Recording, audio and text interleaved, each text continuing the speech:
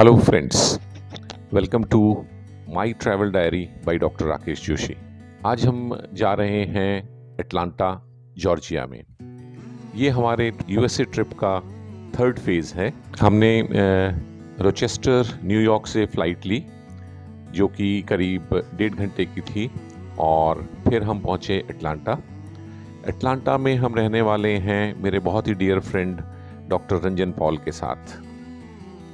Doctor Ranjan Paul मेरे साथ university college of medical sciences में एमबीबीएस के दौरान थे और अभी वो यूएसए में सेटल्ड हैं। और हम लोग जब उनके यहाँ पहुँचे तो हमें देख के बहुत ही अच्छा प्लेजेंट सरप्राइज़ मिला कि जहाँ वो रहते हैं वो रहने के लिए एक बहुत ही प्यारी कॉलोनी है। यहाँ सभी कुछ बहुत ही व्यवस्थित ढंग से किया गया है। बहुत ही खुले लॉन्स हैं, ओपन स्पेसेस, और उनकी बालकनी से बैक में जंगल दिखाई देता है। पूरी कॉलोनी बहुत ही साफ सुंदर है और यहाँ हमें पहुँचते ही मॉर्निंग वॉक करने का मौका मिला और पूरी कॉलोनी में घूमने से बहुत ही अच्छा एक्सपीरियंस रहा। इसके बाद हम लोग कुछ रेस्ट करने के बाद फिर निकले ट्रिप के लिए और आज हम अपना डे ट्रिप करने वाले हैं 3 इम्पॉर्टेंट लैंडमार्क्स जो एटलांटा के हैं, और वो हैं CNN headquarters, Coca Cola museum और इन दोनों के बीच में स्थित एक बहुत ही ब्यूटीफुल सेंट्रल पार्क। तो यहाँ आप देख सकते हैं central park with A small water body. और उसके बाद हम सबसे पहले पहुँचे कोका कोला म्यूज़ियम।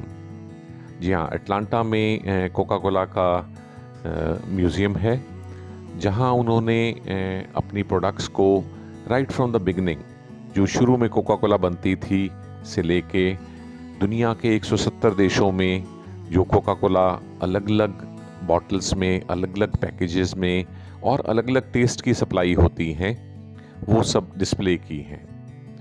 और यहाँ आप वो कोका कोला टेस्ट भी कर सकते हैं जो अलग अलग देशों में मिलती हैं।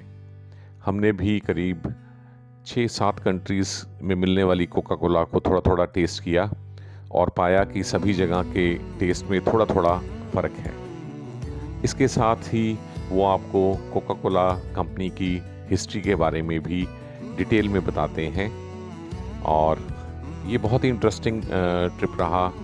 वो कोका कोला जिसे हम बचपन से पीते रहे हैं और हमें अच्छा लगता है, उसके म्यूज़ियम में होके आना।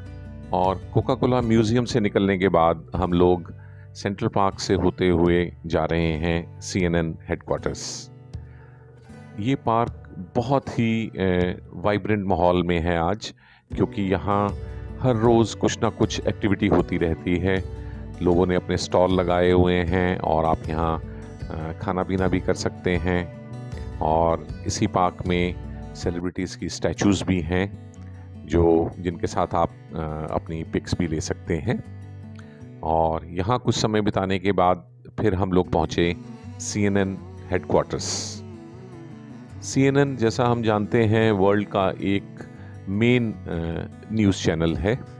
इसकी शुरुआत 1980 में हुई थी और CNN की फुल फॉर्म जो ज़्यादातर लोग नहीं जानते हैं वो है केबल न्यूज़ नेटवर्क।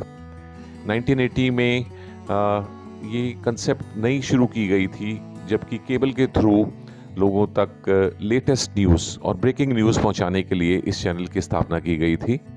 और फिर बाद में इसमें और भी चैनल जोड़े गए जिनमें कार्टून नेटवर्क और डेली शोज़ और डेली सोप्स, ये सभी प्रोग्राम मिला के अब CNN एक बहुत ही बड़ा चैनल है।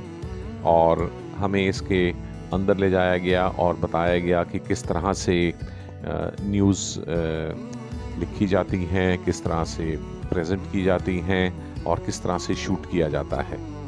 तो ये भी एक बहुत ही इंटरेस्टिंग विज़िट रहा, क्योंकि आपको बहुत कम चांस मिलते हैं जब आप किसी न्यूज़ चैनल के रिकॉर्डिंग स्टूडियोज़ को गैलरी से देख पाएँ कि वहाँ किस तरह से न्यूज़ रीडर्स जब न्यूज़ शुरू करते हैं तो उन्हें किस तरह से इशारा किया जाता है और फिर वो किस तरह से डिफरेंट कैमराज में देखते हैं, तो उन्हें किस तरह से गाइड किया जाता है। यहाँ से होने के बाद CNN से फिर हम वापस लौटे अपने फ्रेंड डॉक्टर रंजन पॉल के घर, क्योंकि आज शाम का हमारा ट्रिप है बोट राइडिंग। अमेरिका कंट्री में एक दो बहुत ही इंटरेस्टिंग ट्रेंड्स हैं जो इंडिया में कम पाए जाते हैं। अमेरिका में जिन शहरों में भी वाटर बॉडीज़ होती हैं, जैसे कि अटलांटा जिसमें कई बड़ी लेक्स हैं, तो यहाँ के सिटीजन्स फिर यहाँ अपनी प्राइवेट बोट्स रखना पसंद करते हैं, और ये बोट्स पार्क रहती हैं लेक के किनारे पे। और फिर जब भी आपका मूड होता है कि आप बोट राइड करें, तो आप उन्हें ट्रॉलर में डाल के लेक तक ले जाते हैं, और फिर जब आप इंटरेस्टिंग सी बोट राइड कर लेते हैं, जो कि हमने करीब 1.5 घंटा शाम को की, और उसके बाद फिर करना ये होता है कि आपको अपनी बोट को फिर से वापस पार्किंग एरिया में ले जाना होता है। ये जो सारी प्रोसेस थी, बोट को पार्किंग से लेक तक ले जाना और फिर बोटिंग करने के बाद दोबारा से पार्किंग तक ले जाना, ये पूरी प्रोसेस भी बहुत इंटरेस्टिंग रही, और हम सब ने मिलके ही इस प्रोसेस को पूरा किया। तो ये एक इंटरेस्टिंग इवेंट रहा उस दिन शाम का, और उसके बाद हम थक के घर लौटे और फिर हुआ रिलैक्सेशन टाइम की शुरुआत।